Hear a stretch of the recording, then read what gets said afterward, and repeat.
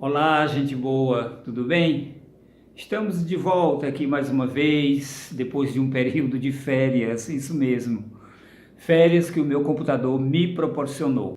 Gente, eu estava me lembrando aqui há pouco de experiências nossas, né? Experiências que nós passamos na vida, coisas que nos acontecem, fatos que vale a pena a gente comentar.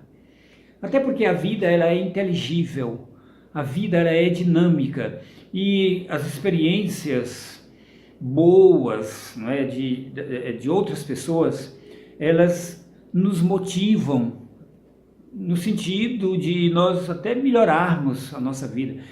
A partir daquela experiência que você ouve, você ir se tornando uma pessoa melhor, não é? Nós sabemos que não somos perfeitos e a verdade é que ao longo dessa trajetória você vai aperfeiçoando, você vai amadurecendo, né? Você vai se tornando, como eu disse, né, uma pessoa melhor.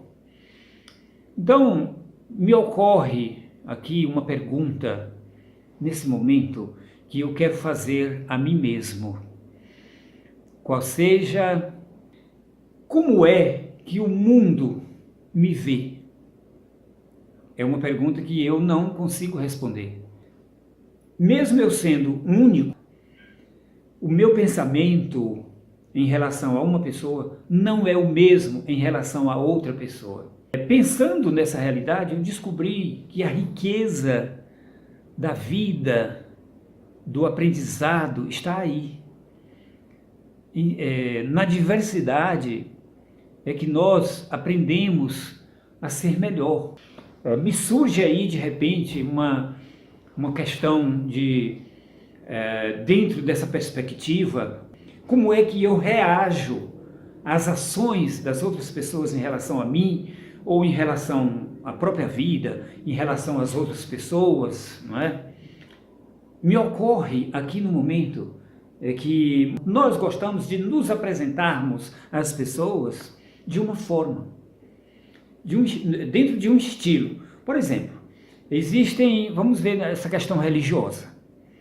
A gente sabe que existem muitas, centenas de milhares de denominações religiosas, né? Evangélicos, católicos praticantes e etc. Então, dentro desse contexto todo, de repente, quando a gente às vezes está num determinado lugar, a gente costuma, né, se identificar, não é? Ali, eu sou evangélico, eu sou da Igreja Batista, eu sou da Assembleia de Deus. Então eu quero dizer, eu fui da Igreja Adventista do Sétimo Dia. Sim, então eu não entrei na igreja para ser apenas mais um adventista, mas com o objetivo de conhecer. E de repente eu, nessa aventura, digamos assim, do conhecimento, da doutrina e também buscando o conhecimento, né, dos fundamentos da igreja, né, quem fundou a Igreja Adventista, de onde ela surgiu, como ela surgiu. Então, de repente, eu fiquei assim, me deparei com assuntos assim bastante pitorescos, né, relacionados. Aí eu, cheio de curiosidade, de repente, eu fiz alguns comentários do que eu havia descoberto, assim. Mas eu quero me ater aqui numa pessoa que eu até pensei que ela, pela experiência dentro da própria igreja adventista, pelo mais de 40 anos, 50 anos que essa pessoa tem, pois bem, essa pessoa, eu não vou citar o nome, até por motivos éticos, não é?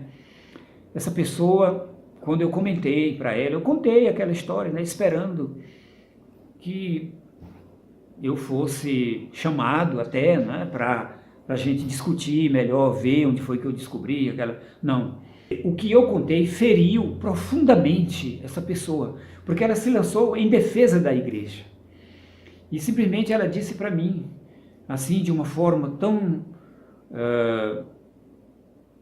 eu diria, com pedras na mão, assim, me jogou essas pedras, dizendo: meu irmão, você precisa se converter para você não arder no fogo de Malaquias.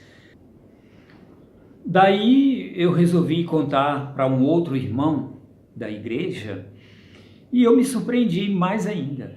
Esse irmão saiu com deboche comigo.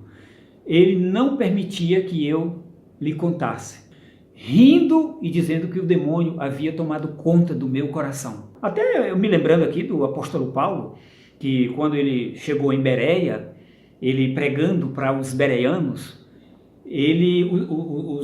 os bereanos, ao terminar, eles iam conferir lá na Bíblia se o que o apóstolo Paulo disse era verdade. Eu só sei, gente, que nós estamos em um mundo em que a grande maioria da população se sente incomodada com o meu jeito de ser, com a minha maneira de pensar.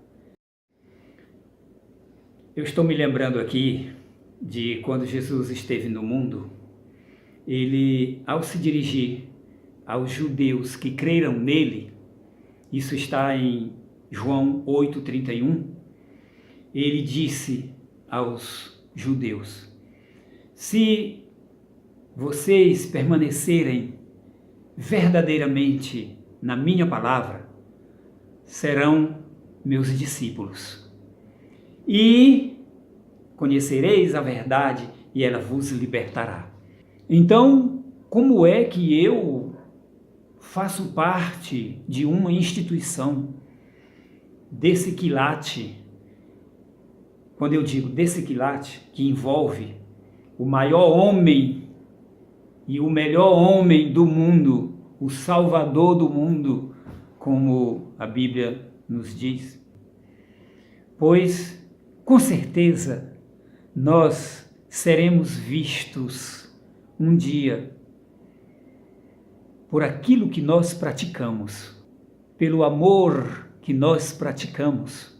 Se houver alguma preocupação com a demonstração que nós devamos dar ao mundo, é que seja pelo amor que nós praticamos.